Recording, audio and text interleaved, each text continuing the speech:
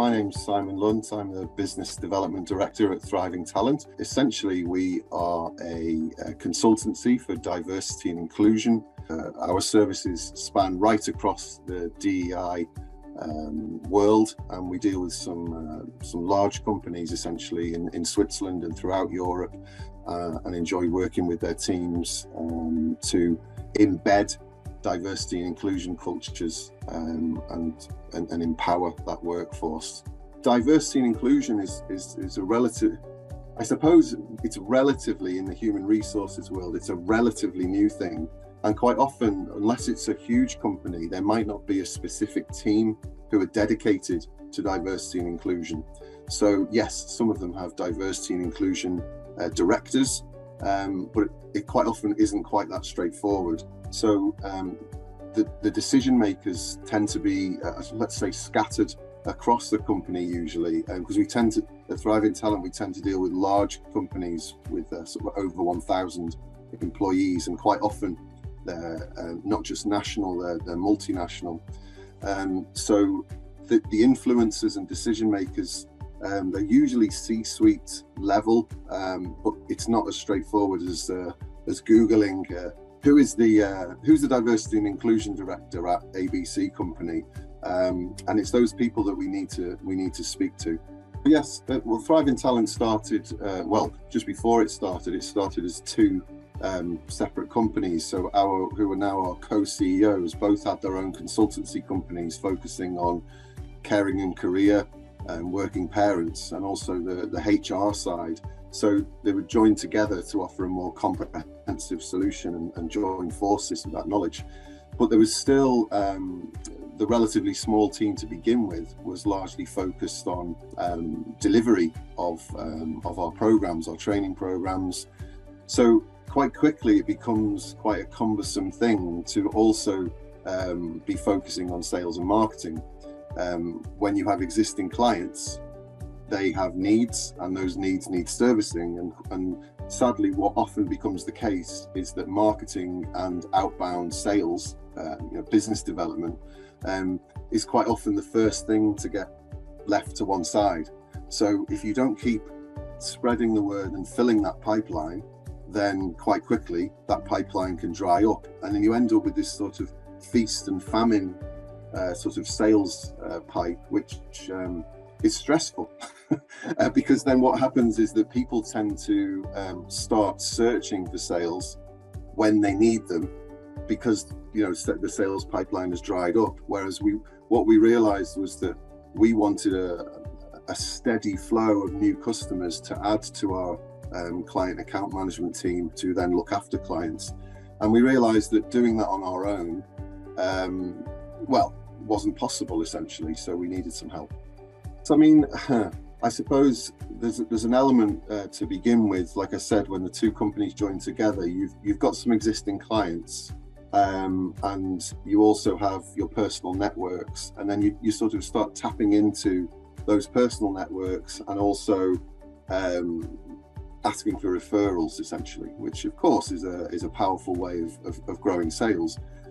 But when you are in a niche area, which Thriving Talent are, although people are becoming more aware of diversity and inclusion, it's still quite niche, and it becomes quite apparent that you can only sort of spread the net so far before you run out of that. So process-wise and channel-wise, yes, we were doing some work on the likes of Google and the usual sort of marketing channels.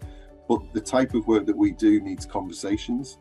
And I think that, again, that's what drove us to look and think, okay, having these conversations outside of face-to-face networking situations was a challenge, particularly as when we first started looking for external help, and when we were in contact with Lead Active, of course, the pandemic was an added challenge for everyone, and it changed the landscape a little bit in terms of, ironically, Zoom calls and Microsoft Teams calls becoming much more of a common thing. So we realized that in order for us to keep that pipeline moving, that we needed to be facilitating more discovery calls. I think taking a step back first, I think what was apparent quite early was that Lead Active took the time to understand what we were trying to achieve, which was important.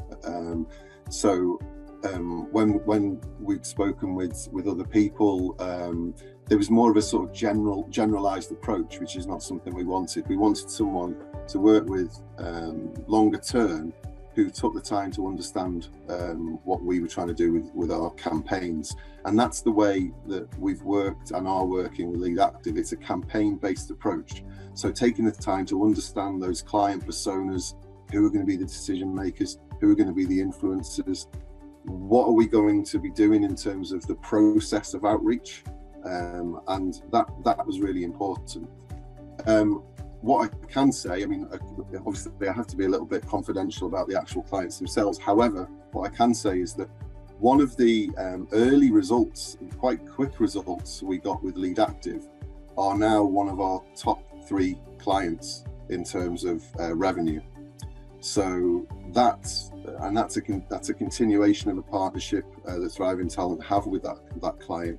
The good thing about that client as well was it was a brand new market for us, and it wouldn't necessarily have been a market that we may have targeted.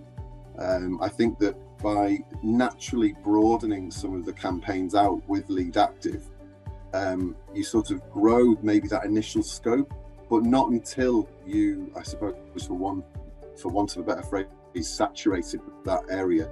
So you feel like Lead Active have really moved every stone, shall we say, based on the campaign brief, before you then move on. And there's sort of like a natural way of moving on. So if you maybe looked at one country, then you think, well, okay, we've done that now, we've got some results, let's look at maybe the neighboring country or whatever it might be, in line with our marketing strategy. And what became quite apparent quite early, we because of Lead Active's experience, there was a natural cadence to what we were doing.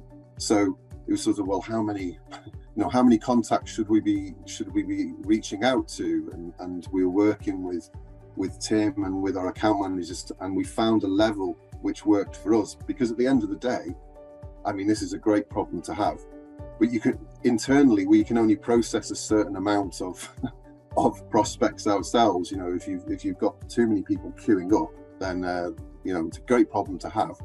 So what we were finding was that each week we were getting new discovery calls from Lead Active, and it was at a level that we could manage because because of the nature of the work we do at Thriving Talent. It isn't as easy as we do a discovery call and send an off-the-shelf quote. We need to have several discussions, and it's a tailored proposal. So if there's too many coming in, then that's, we wouldn't be on top of the sales process. So we found that regularly that was happening. And one of the other benefits of working with Lead Active is that we have a monthly review with our account manager. Excuse me.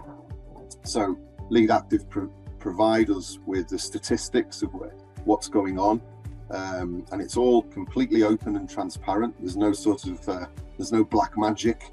There's nothing hidden, and that's important in terms of trust.